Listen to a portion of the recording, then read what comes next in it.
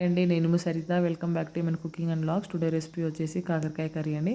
కాకరకాయలు చేదుకుంటాయని చాలామంది తినారండి. సో వాళ్ళ కోసం నేను కాకరకాయలు అంటే కర్రీ అనేది చేదు లేకుండా ఎలా చేసుకోవాలనేది నేను చూపిస్తాను. ఈ వీడియో చూసిన తర్వాత మీకు నచ్చితే కంపల్సరీ ట్రై చేసి మీకు ఎలా వచ్చిందో కామెంట్ చేయండి అండ్ లైక్ చేయండి. మీ ఫ్రెండ్స్కి కూడా షేర్ చేయండి. దానికోసం నేనైతే ఫస్ట్ ఒక పావు కేజీ కాకరకాయలు ముందుగానే కట్ చేసి పెట్టుకున్నానండి. పావు కేజీ కాకరకాయలకి ఒక 2 టమాటోస్ తీసుకున్నాను, అవి కూడా కట్ చేసేసాను. అలానే ఒక 2 పచ్చిమిర్చి, ఒక పెద్ద ఆనియన్ కూడా తీసుకున్నానండి.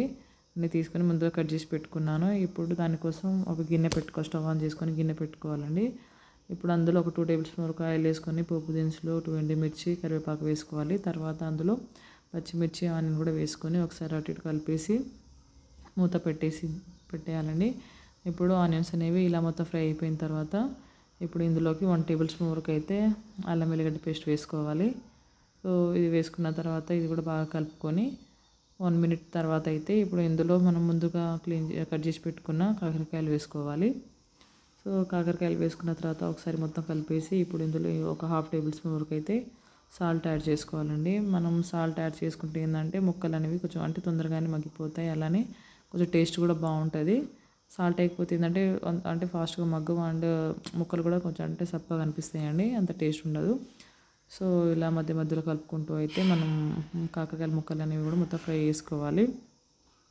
ఇలా అయిపోయిన తర్వాత ఇంకా కాస్త ఇంకో 2 మినిట్స్ వరకు ఉంచుకుంటే మనకి ఇంకా కలర్ చేంజ్ అయిపోయి ఇలా కొంచెం వస్తేనే ఇప్పుడు మనకు కాకరకాయ అనేది ఇలా రావాలండి. కాకరకాయల ముక్కలు అనేవి ఇలా వచ్చినప్పుడు మనకు చేదు అనేది లేకుండా పోతుంది. లేకపోతే కాకరకాయ ముక్కలు పచ్చిగానే ఉంటే చేదు మాత్రం కంపల్సరీ ఉంటుందండి. మ్యాక్సిమం ముక్కలు అయితే ఫ్రై అయిపోవాలి చాలా. సో అందులో ఇప్పుడు ఒక 1/2 టేబుల్ స్పూన్ వరకు అయితే పసుపు వేసుకున్నాను, అలానే 1 టేబుల్ స్పూన్ కారం వేసాను. ఇదంతా కలిపేసిన తర్వాత 1 మినిట్ తర్వాత అయితే ఇప్పుడు ఇందులో టమాటో ముక్కలు యాడ్ చేసుకోవాలి. అలానే అందులో ఒక 1/2 టేబుల్ స్పూన్ వరకు మళ్ళీ సాల్ట్ వేసుకోవాలి. సో వేసుకున్న తర్వాత బాగా కలుపుకోవాలండి. కలుపుకొని మనం మూత పెట్టేయాలి. మూత పెట్టేసిన తర్వాత ఒక 2-3 మినిట్స్ తర్వాత చూస్తే టమాటాలు అనేవి మొత్తం మగ్గిపోతాయి. సో మగ్గిపోయిన తర్వాత ఇలా మొత్తం ఒకసారి కలుపుకోవాలి. ఇలా కలుపుకున్న దాంట్లోకి ఇప్పుడు ఒక 1/2 టేబుల్ స్పూన్ వరకు అయితే ధనియా పౌడర్ కూడా వేసుకోవాలండి.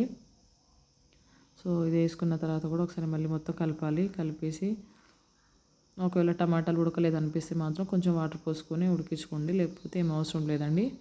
సో ఇప్పుడు లాస్ట్లో అయితే మనం కొంచెం కొత్తిమీర వేసుకోవాలి.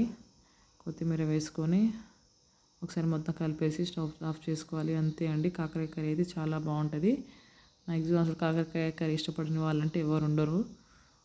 సో ఈ వీడియో చూసిన తర్వాత మీకు నచ్చితే మాత్రం కంపల్సరీ ట్రై చేయండి అండ్ లైక్ చేయండి.